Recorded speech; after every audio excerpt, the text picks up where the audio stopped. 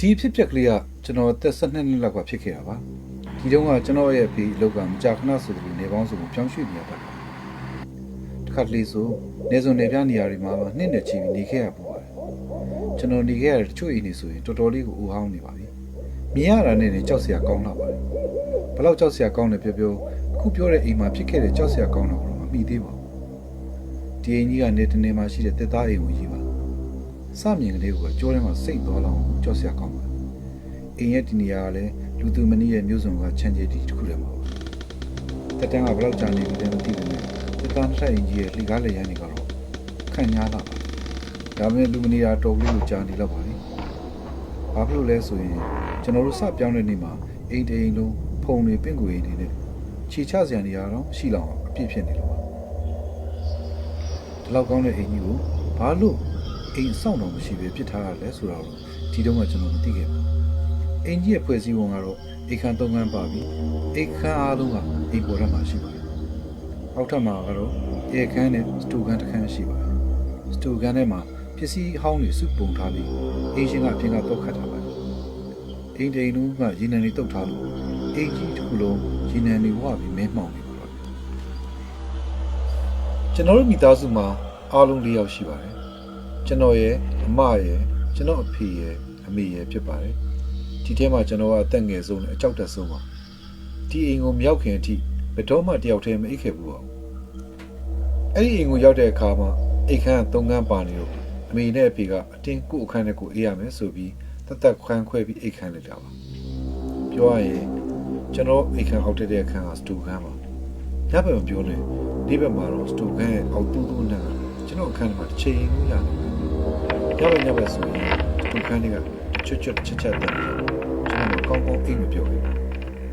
တခါလေမှာတော့တခုခုလဲပြူကြတဲ့တန်ဘူးတော့ခတူးကြပါတယ်အဆိုးဆုံးကတော့တစ်ချက်တက်ထွက်လာတယ်ပုတ်အေးအနံ့ကြီးပါတယ်ဘလို့ပဲအနံ့ရဘာတန်ပဲကြာအိမ်ပန်ရှင်ကအပြင်ကတုတ်ခတ်ထားတဲ့စတူခန်းတကားကိုဖွင့်လို့မရဘူးအိမ်90ကားတွေကစတူခန်းတကားကိုမဖွင့်ဖို့အိမ်ပန်ရှင်ကိုယ်တိုင်ကမှာထားခဲ့တာပါဒီစတူခန်းထဲမှာဘာတွေထည့်ထားတယ်ဆိုတာကိုတော့အိမ်ပန်ရှင်ကလည်းလို့ဘူးမှမသိပါဘူးကျွန်တော်မှညအေးပြက်တာများလာတယ်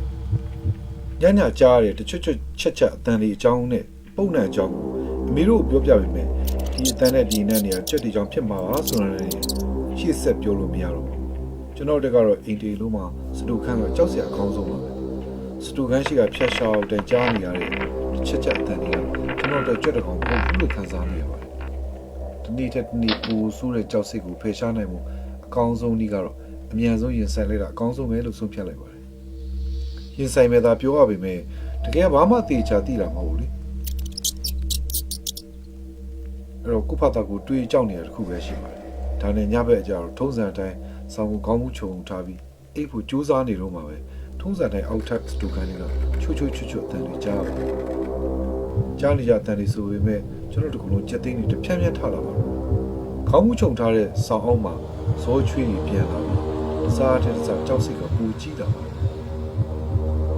ဒီတိုင်းသာကြောက်နေမယ်ဆိုရင်အခုအခြေအနေကိုကြိုဖြတ်ဖို့ဘယ်လိုမှမဖြစ်နိုင်ပါဘူးဒါကြောင့်မနေ့ကဆုံးဖြတ်ထားတဲ့အတိုင်းပဲမရှိမဲ့တက်တီလေးကိုမွေးပြီးပါစကတိုးလေးရေရွတ်လိုက်ပါတယ်မကျွတ်မလို့သေးတဲ့ဝိညာဉ်တွေရှိရင်တိတာထင်ရှားအောင်ပြပါလို့ဆောင်းချုံတွေကနေတိုးလေးရေရွတ်ပြီးခဏစောင့်ကြည့်လိုက်ဘာမှထူးခြားမှုမတွေ့ရတော့တက်တီနည်းနည်းရှိလာပြီးခြုံထားတဲ့ကိုစောင်းကိုဖေးလိုက်ပြီးမကျွတ်မလို့သေးတဲ့ဝိညာဉ်တွေရှိရင်တိတာထင်ရှားအောင်ပြပါလို့ဒုတိယကြီးပြောလိုက်ပါတယ်ဒီလိုပြောပြီးတဲ့အချိန်မှာပဲအဖက်ကဘာသာများကြားရမလဲလို့နားဆွင့်ကြည့်လိုက်တော့အရင်ကြားနေကြချွတ်အတန်တွေတော့ကြားတော့ပဲတိတ်ဆိတ်နေပါဒုတိယကြိမ်ပြောပြီးချိန်မှာတော့ကျွန်တော်မှကြောက်စိတ်တွေမရှိတော့ပါဘူးစိတ်လည်းအတော်လေးတက်တောက်ရှိနေဒါကြောင့်ကျွန်တော်ဂရင်ဘောကအသားလေးတသားချမ်းလေးကိုတောက်ဆိုသုံးချက်ခောက်လိုက်ပါတယ်တိတ်ဆိတ်နေတဲ့ခန်းထဲမှာကျွန်တော်ခောက်တဲ့ဆုံခြင်းပဲကျွန်တော်အိတ်နေတဲ့ဂရင်ရဲ့ချမ်းလေးတောက်ဆိုတဲ့ခောက်တဲ့သုံးချက်ထွက်လာပါတယ်